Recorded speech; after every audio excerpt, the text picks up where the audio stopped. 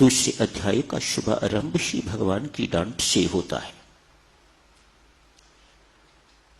भगवान श्री गुरु महाराज की पदवी ग्रहण करते हैं, स्वीकार करते हैं जब अर्जुन अपने आप को शिष्य स्वीकार करता है। जब अर्जुन अपने आप को विषाद सहित, ऐसा नहीं गुरु महाराज कह रहे कि पहले आप स्वस्थ होके मेरे पास आओ, नहीं, अर्जुन ऐसा करने में सक्षम नहीं है। इतना गहरा उसे धक्का आघात लगा हुआ है, इतना शोकग्रस्त है कि वह इससे पार नहीं पा सकता। अतएव जैसी उसकी स्थिति है उसे छिपा के नहीं, वैसी ही स्थिति में अपने आप को परमात्मा को सौंप देता है। अर्जुन ने जो अच्छी बातें करी हैं वे हम सबके सीखने योग्य, जीवन में उतारने योग्य, तभी हमें अर्जुन जैसा लाभ प्राप्त हो सकेगा। अर्जुन ने अपने विषाद को परमात्मा के साथ जोड़ दिया है और भगवान ने उसे विषाद योग बना दिया है। नेवर माइंड, आप विषाद भी मेरे साथ जोड़ो तो मैं उसे योग बना दूंगा। जोड़ो, मैं आपको विषाद रहित होके अपने पास आने के लिए नहीं कहता। मैं जानता हूं एक गुरु की भूमिका एक डॉक्टर की भूमिका है, और डॉक्टर के पास कोई तंदुरुस्त नहीं जाता, रोगी जाएगा। जो तंदुरुस्त है वह डॉक्टर के पास क्या करने जाएगा? वह हॉस्पिटल क्यों जाएगा? उसे क्या जरूरत है जाने की? मत ऐसा चाहिएगा। पहले हम अच्छे हो जाएं तो फिर परमात्मा के चरण शरण में जाएंगे।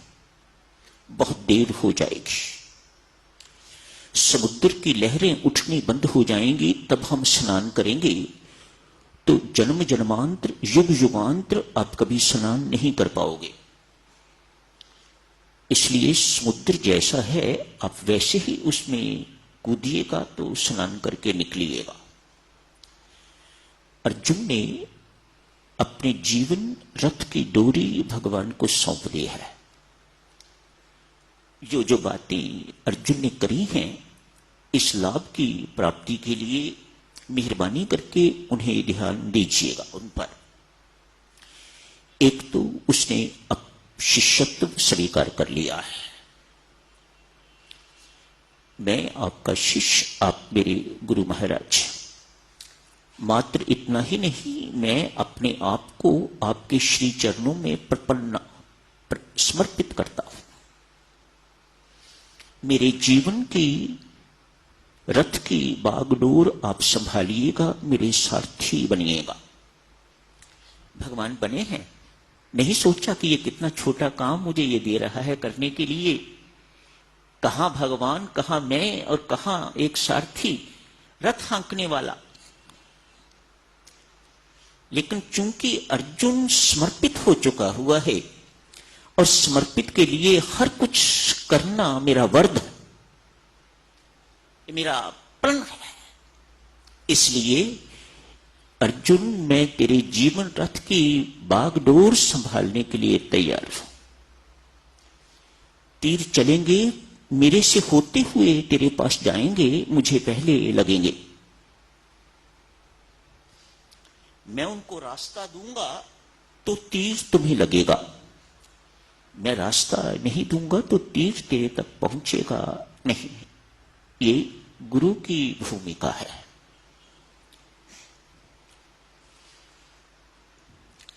आगे बहुत कुछ होता है, साधक सुनो, आप पढ़ेंगे। अंत में क्या कहता है पार्थ? गीता पाठ से पहले क्या था, गीता श्रवण से पहले क्या था, सुनने के बाद क्या कहता है? हे अविनाशिन, तेरी कृपा से मेरा मोह नष्ट हो गया है। एक पाठ, हमने ना जाने कितने पाठ किए हैं, लेकिन मोह नित्य प्रति बढ़ता जा रहा है। क्यों माता? है ना, ये मोह बढ़ता जा रहा है। पुत्र के प्रति, पौत्रों के प्रति, पौत्रियों के प्रति ये कहीं घटने का नाम ही नहीं ले रहा। अर्जुन हम सबके सामने, सारे संसार के सामने घोषणा करता है, ये कोई छोटी बात नहीं। संसार को काट मारिएगा, वह परमात्मा के सामने घोषणा करता है, जिसके सामने कोई झूठ नहीं बोल सकता। उसके सामने कहता है, हे अविनाशिन, तेरी कृपा से मेरा मोह नष्ट हो गया है। मैं शोकग्रस्त था, इस वक्त शोक रहित हो गया। मेरे संशय छिन्न भिन्न हो गए हैं। मेरे मन में किसी प्रकार का कोई संदेह नहीं है अब। No doubts at all. मैं तेरी आज्ञा का पालन करूंगा अक्षरशः। मेरी बुद्धि ठीक हो गई है। मैंने स्मृति प्राप्त कर ली है।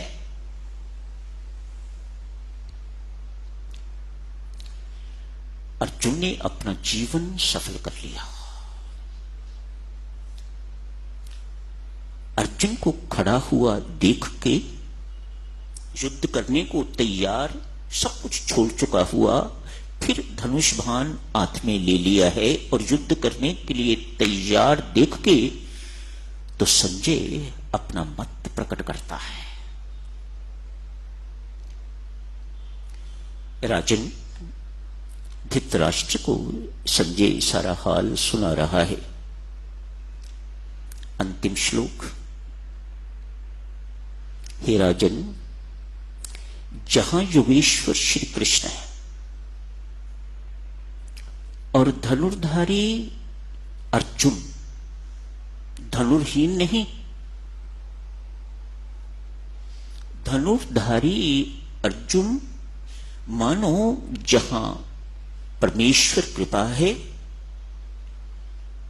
जहां शास्त्र अनुसार चलने वाला पुरुषार्थी अर्जुन है,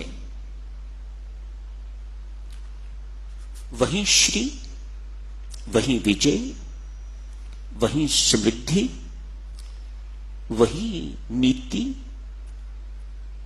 वहीं सफलता, सब कुछ वहीं, वहीं ऐश्वर्य, वहीं वैभव, वही विकास। अपना मत संजय प्रकट करता है, हम सबको संदेश देता है। सुनो, जहां परमेश्वर की कृपा है, शास्त्र है, ज्ञान, गीता ज्ञान, शास्त्र, और शास्त्र अनुकूल चलने वाला अर्जुन है। तीन बातें, अधिक ना सही, इन तीन बातों को याद रखें हम। जहां परमेश्वर की कृपा है, जहां शास्त्र है और शास्त्र अनुकूल चलने वाला पुरुषार्थी अर्जुन है, वहीं शांति है, वहीं परमानंद है, वहीं सफलता है, भौतिक भी एवं अलौकिक भी।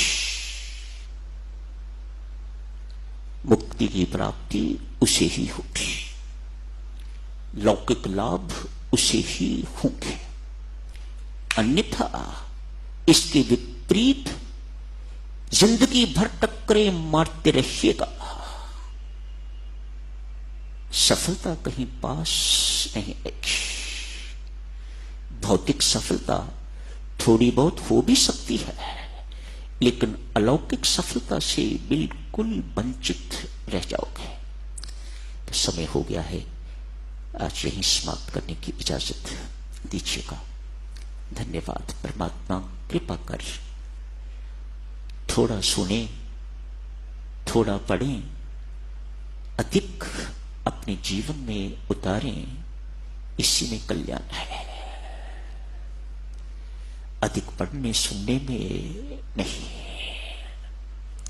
थोड़ा बेटा पढ़ो, सुनो और उससे भी अधिक अपने जीवन में, अपने कर्मों में उतारो तो बादशाह बन जाओगे। इस लोक के भी बादशाह और उस लोक के भी बादशाह। एक साधु राम तीरथ सारे संसार के सामने अमेरिका जैसे देश में जाके घोषणा करता है, एक बादशाह राम आया है। एक साधु भीख मांगने वाला जिसके पास 2 कपड़े हैं पहनने को, वह अपने आप को बादशाह राम घोषित कर रहा है। किस बल पर? यही समाप्त करने की इजाजत। धन्यवाद।